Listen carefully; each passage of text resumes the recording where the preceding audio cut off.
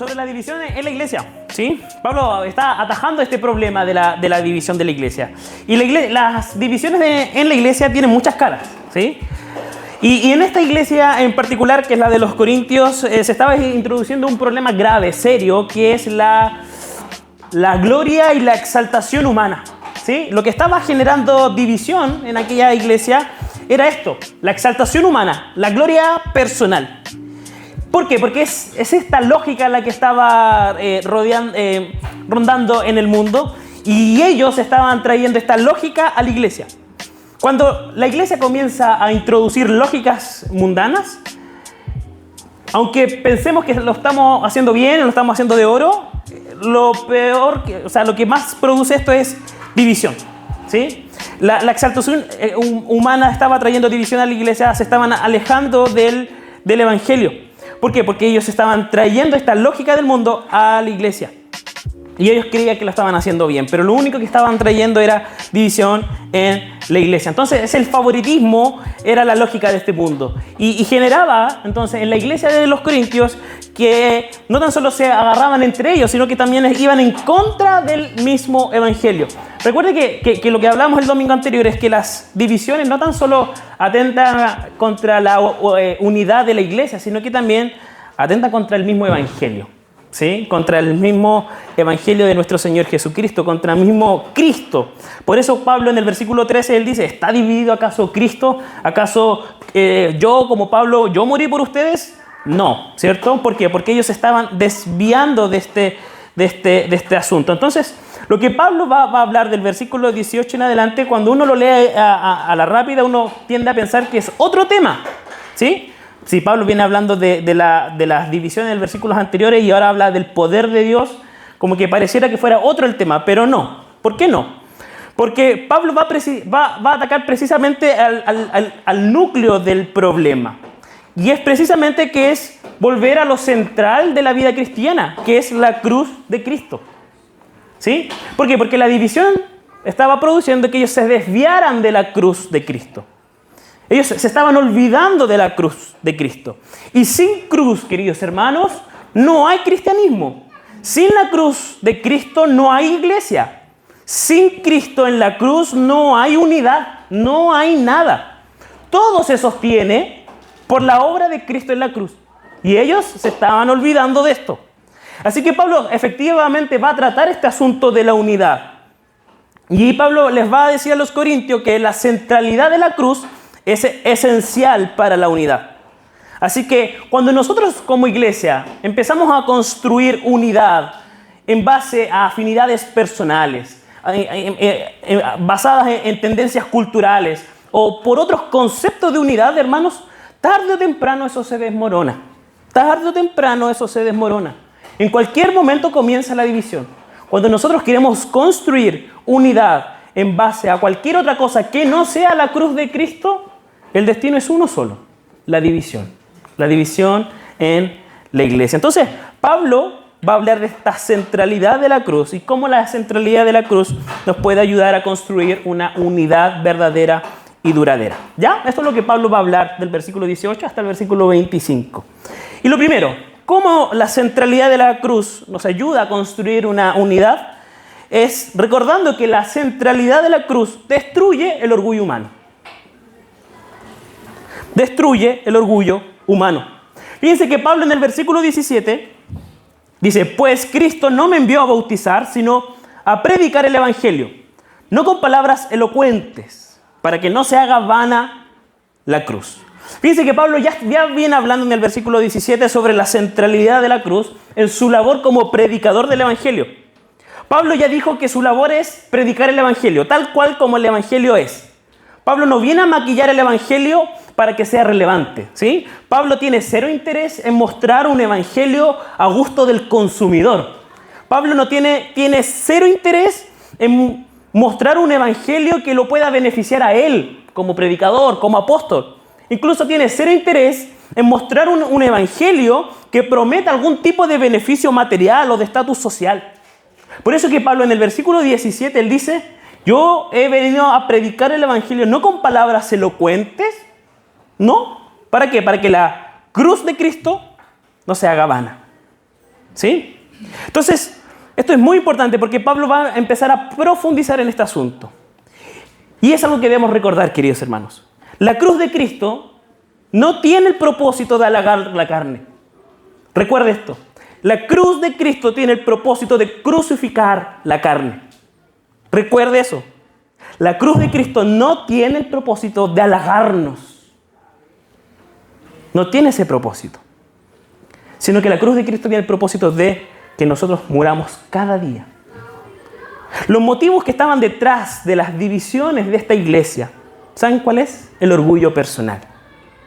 Y hoy día vivimos en una sociedad orgullosa y que fomenta el orgullo. Vivimos en una sociedad que nos dice todos los días que todo debe girar en torno a nosotros, a nuestros deseos, a nuestras perspectivas, a nuestros sueños, etc. Entonces, un mensaje como el del Evangelio, que nos dice todo lo contrario, llega a ser una locura. Y eso es lo que dice Pablo en el versículo 18. Porque la palabra de la cruz es necedad, es locura para aquellos. ¿Para quiénes? Para aquellos que se pierden. Pero para nosotros los salvos, ¿qué es? Poder de Dios. Fíjense que Pablo está atacando un asunto muy serio. Que la lógica de este mundo es donde nos centramos en nosotros mismos, no encaja con el Evangelio. Por eso que para la gente es una locura. Obviamente que es una locura para una sociedad donde la autosuficiencia humana es lo esencial. Porque no es posible que la vida eterna, no es posible que la esperanza, no es posible que el perdón, no es posible que Dios nos ame a través de una persona que murió hace 2000 años atrás, de forma humillante. Por eso que para la gente es locura. Sin embargo, para aquellos que responden la buena noticia del Evangelio, ellos han entendido por la gracia y por la misericordia de que esta noticia del Evangelio es poder de Dios. Poder de Dios para salvación. ¿Por qué la cruz muestra el poder de Dios para la salvación, hermanos? Porque solo a través de la cruz de Cristo, usted y yo, pecador, pecadora, hemos sido transformados. Gracias al poder de la cruz, tú y yo podemos tener una relación con Dios. Gracias a través de la cruz, nuestro corazón endurecido se va transformando en un corazón de carne. Solo a través de la cruz, las cadenas que nos mantenían esclavos al pecado se han roto. Solo a través de la cruz somos libres de cualquier condenación eterna. Solo a través de la cruz somos una nueva criatura. Y solamente a través de la cruz nuestra vida está asegurada por toda la eternidad. Entonces Pablo le está recordando que la cruz es poder de Dios a los corintios. Pablo identifica este problema en la iglesia. Ustedes se están desviando, se están dividiendo porque no han tomado el peso de la cruz de Cristo. Ustedes están trayendo filosofías humanas, tendencias humanas. Pero eso es necedad, eso es locura. Recuerden el Evangelio, recuerden el mensaje de la cruz, que es poder de Dios. Entonces Pablo le está recordando a los corintios que la clave, queridos hermanos, para interpretar la vida cristiana, y especialmente este problema en su relación con la iglesia, la cruz es la clave. La cruz es esencial. La cruz, queridos hermanos, no tan solo es clave para nuestra salvación personal, sino que la cruz también es clave para que nosotros entendamos qué significa ser iglesia, cómo desenvolvernos en la iglesia, cómo amar la iglesia. Queridos hermanos, debemos entender que la cruz es el lugar donde Dios destruye cualquier forma de arrogancia y de pretensión humana. La iglesia que se aferra al Cristo crucificado no compite por poder, no se divide por estilos, no se divide por liderazgo, porque la cruz de Cristo nos dice que todos necesitamos gracia, perdón y misericordia. Cuando nosotros guardamos el mensaje de la cruz, guardamos el Cristo crucificado, lo que empieza a transformarnos en algo que nos da identidad son estas cosas: el poder, los estilos, el liderazgo. Pablo les recuerda a los corintios que la cruz aplasta el orgullo que alimenta las divisiones. Solamente la cruz, queridos hermanos, es la tumba del orgullo humano. Por eso que Pablo les recuerda esto. Ustedes se están dividiendo porque son orgullosos. porque piensan en ustedes. Pablo les recuerda la cruz, que es poder de Dios. Entonces, esto es lo primero que el texto nos enseña, queridos hermanos. Que la cruz, la centralidad de la cruz, destruye el orgullo humano. Queremos ser una iglesia unida, queremos ser una iglesia saludable, queremos ser una iglesia que viva la unidad.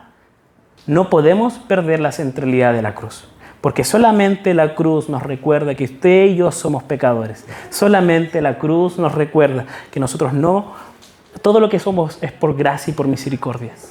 Que la verdadera identidad está en la cruz de Cristo y no en los estilos, no en las formas, no en las estrategias que nosotros podamos construir como iglesia, sino en la cruz de Cristo, que es poder de Dios. Eso es lo primero. Lo segundo que el texto nos muestra es que es la cruz, es la centralidad de la cruz, es que también nos redefine como comunidad. Y esto está del versículo 19 al 21. Es poder de Dios, dice el versículo 18. Porque está escrito: destruiré la sabiduría de los sabios y el entendimiento de los inteligentes desecharé. ¿Dónde está el sabio? ¿Dónde está el escriba? ¿Dónde está el bueno para pelear? ¿Sí? El que le gusta escribir por redes sociales, ¿sí? ¿Dónde está el que discute en este siglo? ¿No ha hecho Dios que la sabiduría de este mundo sea necedad, sea locura? Pues ya que en la sabiduría de Dios el mundo no conoció a Dios por medio de su propia sabiduría. Agradó Dios mediante la necedad de la predicación salvar a los que creen. Pablo les recuerda que la iglesia se debe centrar en la cruz. Y como les decía, eso ataca precisamente el orgullo, ¿sí? Y Pablo del versículo 19 hasta el 21 da un golpe duro, ¿sí? Un golpe bajo a la sabiduría de este mundo. Pablo le da un golpe duro a la sabiduría que no está fundamentada en él.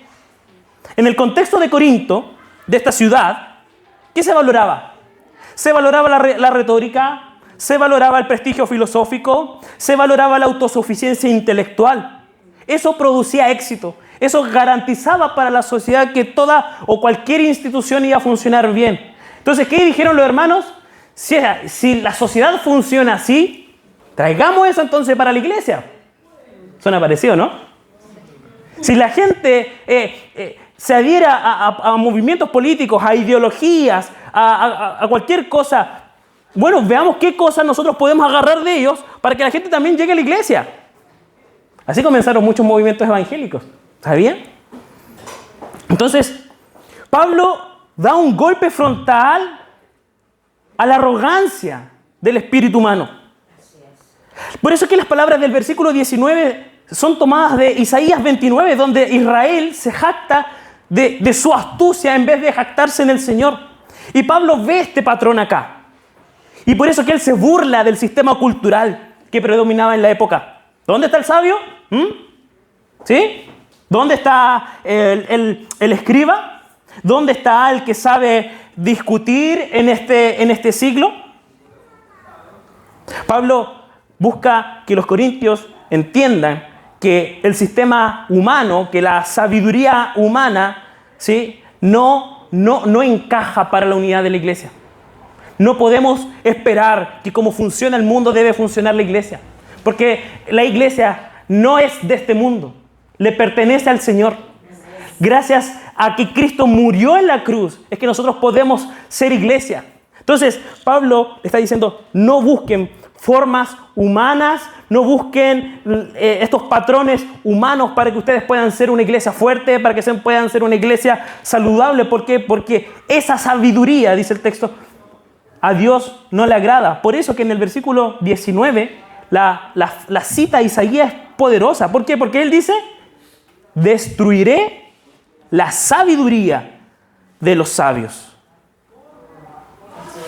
Fíjense que cualquier sabiduría, hermanos, que no es sometida a la palabra del Señor, tiende a convertirse en idolatría. Ellos estaban introduciendo distintas sabidurías humanas a la iglesia. Y ellos decían, este es el camino. Y ellos se estaban volviendo idólatras de estas tendencias. Por eso que algunos se estaban inclinando por Apolos, otros por Pablo, otros por Cristo, otros por Pedro, ¿sí? Porque ellos veían, oye, esto está resultando, ¿sí? Y parece que este es el camino. Como no sometieron esto a la palabra del Señor, no sometieron esto a la revelación de Dios, ellos se volvieron idólatras de este sistema. Y en vez de traer unidad, traía división. Ahora, Pablo les recuerda en el versículo 19 que este pensamiento, ¿qué Dios va a hacer? Destruiré. Fíjense que Dios, queridos hermanos, no negocia con la sabiduría del mundo. No negocia. Dios en ningún momento nos invita a nosotros, oye, vayan al mundo, vean qué es lo rescatable, tráiganlo para acá y ahí vemos cómo lo arreglamos. No, hermanos. El versículo 19 parte con una destrucción, con un juicio. Están bajo juicio. La expresión destruir es fuerte. Dios no critica solamente la sabiduría humana como la base para la iglesia, sino que la destruye. Dios, como les decía, no negocia con la sabiduría del mundo. Él la reemplaza de cuajo. Así que esto es muy importante. Por eso que el versículo 21, Pablo lo que busca es que los corintios,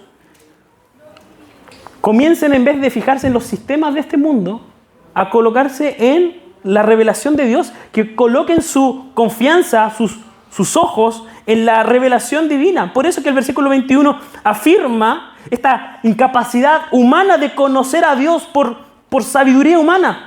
Fíjense lo que dice el versículo 21. Pues ya que en la sabiduría de Dios, el mundo no conoció a Dios. ¿Sí? Por medio de su propia sabiduría. ¿Sí? Es imposible. Por la sabiduría humana no pueden conocer a Dios. Sino por medio de su propia sabiduría, por la sabiduría de Dios, a Él le agradó revelarse. Entonces, el versículo 21 nos está invitando a que nosotros como iglesia empecemos a ver la palabra del Señor como la fuente de nuestra comunidad. Toda cosa que queramos hacer como iglesia, todo paso que queramos dar, todo sueño que anhelamos que podamos tener como congregación, debe estar dirigida bajo la revelación de Dios. Debe ser dirigida por la palabra del Señor. Ese es el camino, queridos hermanos. Esa es la ruta que Dios ha trazado. ¿Sí? Por eso que el versículo 29 dice que por medio de su propia sabiduría agradó a Dios este camino. Este es el camino de Dios. Entonces nosotros no somos invitados a buscar estrategias mundanas para que la iglesia crezca o para que la iglesia pueda mantenerse unida, una iglesia saludable. Lo que necesitamos nosotros para ser una iglesia saludable, una iglesia unida, es la palabra del Señor. Es la palabra del Señor. Yo sé que afuera el mundo pareciera que estuviera funcionando bien. Pero a Dios no le agrada ese tipo de sabiduría. Por eso que el medio que Dios utiliza al final del versículo 21 es mediante la predicación de su palabra. Así es, Señor. Mediante la necedad de la predicación, salvar a los que creen. Esta es la estrategia de Dios. Esta es la estrategia que nosotros tenemos que tomar. ¿Sí? Por lo tanto, queridos hermanos, la iglesia que abraza a la cruz como centro doctrinal, práctico y racional, bueno, se cuida del orgullo, de las idolatrías del intelecto. Y si nosotros como iglesia caminamos y abrazamos la cruz, y la cruz se vuelve lo central para nosotros, también seremos preservados de cualquier división. Esto es muy importante que lo entendamos. Cuando la cruz es el centro, las personalidades, las opiniones y el orgullo de cada uno de nosotros, eso no prosperan. Hagamos la prueba. Hagamos la prueba.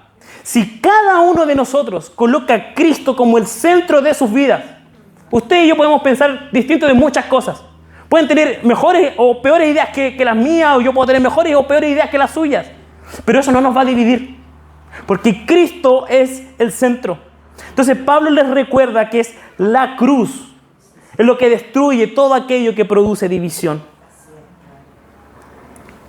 Lamentablemente, queridos hermanos, las divisiones en la iglesia surgen porque nos hemos entregado a sabidurías ajenas al Evangelio.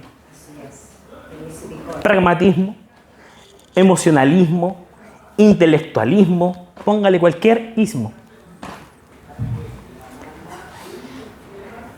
Y a veces pensamos que las actividades van a traer unidad a la iglesia. A veces pensamos que con una buena música de fondo mientras el pastor predica, eso va a traer unidad a la iglesia. A veces pensamos que teólogos, doctores en teología, eso va a traer unidad a la iglesia. Lo que la iglesia necesita para la verdadera unidad es ni más ni menos que Cristo crucificado. La unidad nace cuando todos abandonamos estas banderas humanas y cuando comenzamos cada uno de nosotros a arrodillarnos ante la cruz. Así que, ojo piojo. Ojo piojo. Dice la Biblia. No dice la Biblia. Pero ojo piojo. ¿Cómo tú te relacionas con la iglesia? ¿Cuáles son tus expectativas de la iglesia?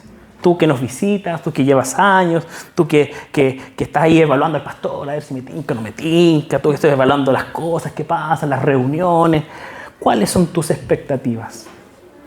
Hay un pastor amigo mío, Bonhoeffer, no sé si lo conocen. El otro día estuvimos conversando y tomando un café y él me decía lo siguiente. El que ama más su sueño de comunidad que a la comunidad misma se convierte en un destructor de ella.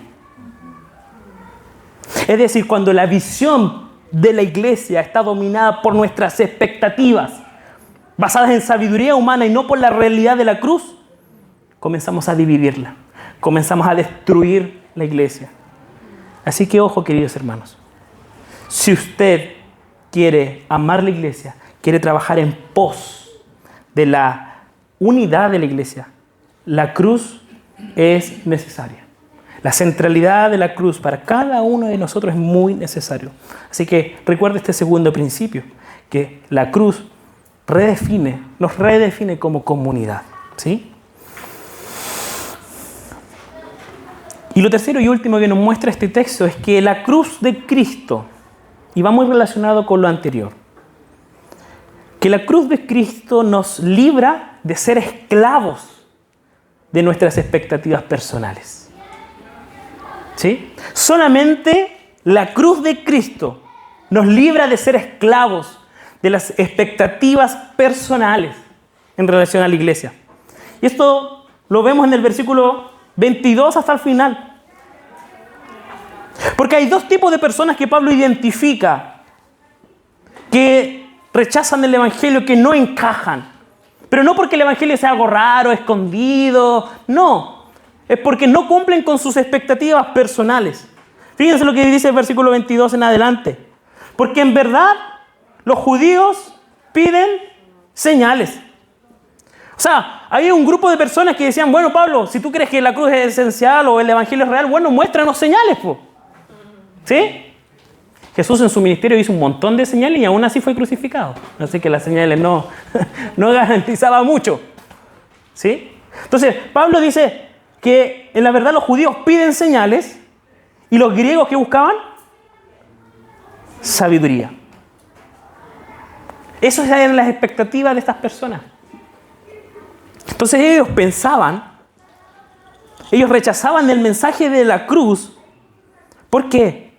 Porque en su corazón este Dios, este Cristo crucificado, no era algo confuso, sino era porque simplemente no se adaptaban a sus propias expectativas. Ellos colocaban las expectativas personales por sobre Dios, por sobre el evangelio, por sobre la cruz de Cristo. El judío quería ver poder visible, ¿sí? Y el griego lo único que quería era una coherencia lógica. Si tú me das un poder visible, si tú me das coherencia lógica, bueno, estamos listos entonces. Pero Dios, ¿qué ofrece en la cruz? escándalo para ambos. Y eso es lo que dice el texto. Porque judíos piden señales, los griegos buscan sabiduría, pero nosotros predicamos a Cristo crucificado. ¿Y para los judíos qué es? Piedra de tropiezo para los judíos y locura, necedad para los gentiles. ¿Por qué? Porque Dios, queridos hermanos, no viene a cumplir nuestras expectativas. No viene a cumplir nuestras expectativas. Dios es Dios. Y Él ha trazado un plan soberano de gracia y misericordia para su pueblo. Lo que nosotros necesitamos, queridos hermanos, es entender que lo que tú y yo necesitamos es la revelación de Dios en el Cristo crucificado. Por eso que Pablo, él no pierde tiempo como con ellos. ¿Sí? El Pablo no dice, ya que quieren pruebas, les voy a dar pruebas. Ya que quieren sabiduría, quieren lógica, les voy a dar un buen argumento para que se convenzan. Pablo no pierde tiempo en eso. Versículo 24. Sin embargo, para los llamados, ¿sí?, tanto judíos como griegos, ¿qué dice? Cristo es poder de Dios. Nuevamente, Cristo es poder de Dios y sabiduría de Dios. Después lo vamos a ver el próximo domingo porque Pablo va a profundizar sobre la sabiduría de Dios. Pero Pablo dice, la predicación, lo que debemos enfocarnos es predicar. ¿Por qué? Porque Cristo es poder de Dios y es sabiduría de Dios. Y versículo 25, porque la necedad de Dios es más sabia que los hombres. Y la debilidad de Dios es más fuerte que los hombres. Entonces, queridos hermanos, esto es algo muy importante que debemos entender. Que la cruz, como les decía, desarma todo orgullo humano. ¿Sí? Dios, a través de la cruz de Cristo, trae a su iglesia, a su nueva comunidad, poder y sabiduría. El verdadero poder de la iglesia, la verdadera sabiduría de la iglesia, no está en las distintas estrategias, como les decía, que podamos pensar, sino que el verdadero poder de la iglesia, la verdadera sabiduría de la iglesia está en Cristo Jesús. Así que esto es muy importante. Pablo nos está invitando a no colocar nuestra identidad en las cosas o los parámetros o las filosofías de este mundo, sino a colocar nuestra identidad como iglesia en el Cristo crucificados. Recordemos que estamos unidos a Él. Recordemos que hay una unión con Él. El creyente está unido a Él. Queridos hermanos, entendamos esto, que la unidad no se basa en preferencias personales, sino en la misma cruz de Jesús. Así que, queridos hermanos, ¿qué es aquello que nos define? ¿Qué es aquello que nos va a definir en el futuro como congregación? ¿Serán los gustos? ¿Serán los estilos personales? ¿Sí? ¿Será el cumplir las expectativas de todos los hermanos? ¿O será la cruz de Cristo? Así que somos desafiados a entender esto. Queremos una iglesia unida. Queremos una iglesia saludable. Queremos amar más la iglesia. Tenemos que colocar a Cristo en el centro. Tenemos que colocar a Cristo en el centro. ¿Sí? Entonces, permítanme, queridos hermanos, esto es un texto muy profundo, pero demasiado profundo. Pero para el propósito de esta serie, me he querido enfocar en estas áreas. Porque podríamos hacer una serie de este puro texto. Pero estamos hablando sobre la unidad de la iglesia, que es del versículo anterior. Y necesitamos entender que Cristo es el poder de Dios para su iglesia. Así que permítanme, queridos hermanos, compartir con ustedes algunas tareas para la casa.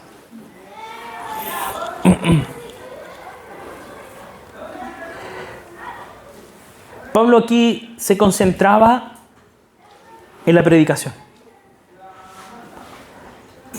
Como tarea para la casa, para cada uno de nosotros como iglesia que queremos cuidar, queremos construir una iglesia unida, debemos predicarnos constantemente la cruz de Cristo.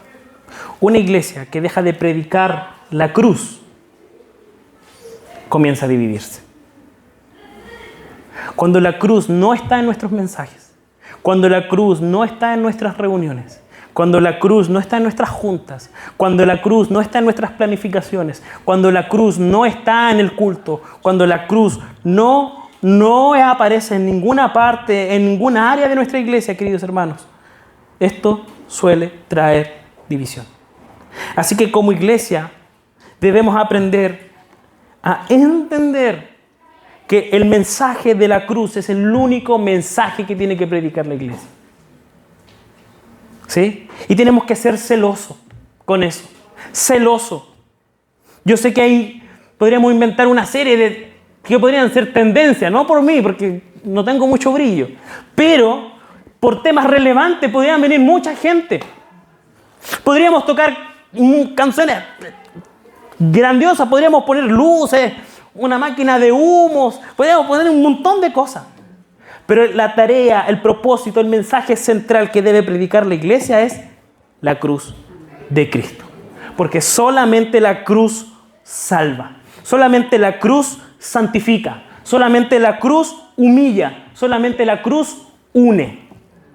¿Ya? La segunda tarea para la casa. Tengamos nuestra identidad en Cristo Jesús antes que nuestras propias preferencias. Si la identidad principal de esta iglesia es ser tradicional o ser contemporánea, ser una iglesia joven, ser una iglesia reformada, ser una iglesia acá, ojo piojo, estamos en riesgo. Nuestra identidad debe ser Cristo. Debemos ser una iglesia cristocéntrica. Debemos ser una iglesia que refleje a Cristo. Queremos ser una iglesia que hable de Cristo. Queremos amar como Cristo amó. Queremos perdonar como Cristo nos perdonó. Queremos ser una comunidad como una comunidad centrada en Cristo. Así que si comenzamos como iglesia a colocar nuestra identidad en otras cosas, en nuestras preferencias, esta iglesia estará en riesgo. Se puede dividir. Y eso usted y yo no lo podemos permitir. Porque recuerden como lo que hablamos el domingo anterior, a través de los ejemplos de Chloé. La unidad es responsabilidad ¿de quiénes? De todos. ¿Sí? Así que cada uno de nosotros tiene que promover la identidad en Cristo. ¿Sí? La tercera tarea para la casa.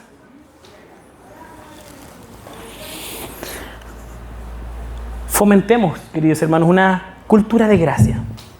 Fomentemos una cultura de gracia. Pablo le está recordando la cruz de Cristo. La cruz de Cristo nos recuerda que fuimos perdonados por gracia. Como decíamos el domingo anterior, usted llegó aquí por gracia. El hermano que está delante suyo también llegó por gracia. El hermano que está sentado atrás suyo también llegó por gracia. Las personas que acaban de llegar hoy día por primera vez también llegaron por gracia. Las personas que llegaron hace 20 años acá llegaron por gracia. Todos llegamos por gracia. Entonces esto es muy importante. Porque cuando usted desvía su mirada de la cruz, usted va a pensar, es que esta iglesia me pertenece porque llevo 20 años, pues, obvio. Si yo construí esto, si yo puse plata en esto, ¿sí? Si yo regalé esto. No, queridos hermanos, fomentemos una cultura de gracia. Reconozcamos que todo lo que somos, todo lo que queremos ser y avanzar es por la gracia del Señor. Porque es su gracia la que ha sido derramada en esta comunidad. Por lo tanto, debemos abrazar la gracia, depender de la gracia, deleitarnos en la gracia. Por eso es que es importante centrarnos en la cruz de Cristo, porque la cruz de Cristo nos va a recordar todos los días que hemos sido escogidos, salvados, redimidos, perdonados, santificados, limpiados, solamente por la gracia del Señor. La cuarta tarea para la casa. Tengo 15, espérenme. Tiré la broma para ver si están despiertos. Son estrategias de este mundo. La cuarta tarea y penúltima. La cruz, queridos hermanos, cuando la centralidad, cuando la cruz está en el centro de esta iglesia, una de las cosas que también va a producir en nuestra iglesia es también no solamente crear una cultura de gracia y recordar la gracia, sino que también va a hacer que esta iglesia practique el perdón. ¿Por qué? Porque en la cruz de Cristo, sí, somos reconciliados, somos amados, pero también en la cruz de Cristo, también nosotros fuimos perdonados. Por lo tanto, si nosotros como iglesia tenemos a Cristo en el centro, cuando vengan los conflictos, vengan los problemas, vengan las diferencias, nos vamos a poder perdonar. El perdón va a ser mucho más natural. El perdón va a fluir. ¿Sí? ¿Por qué? Porque cada vez que miremos la cruz de Cristo, veamos el centro de la cruz de Cristo, vamos a poder perdonarnos. Sí, pues hermanos, el perdón mutuo es uno de los frutos de una comunidad centrada en la cruz. Recuerde eso. Así que practiquemos el perdón. Esto va a ser muy importante.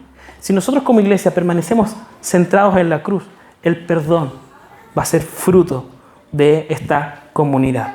Y por último, la quinta tarea para la casa. Que Cristo sea el modelo para nuestra vida.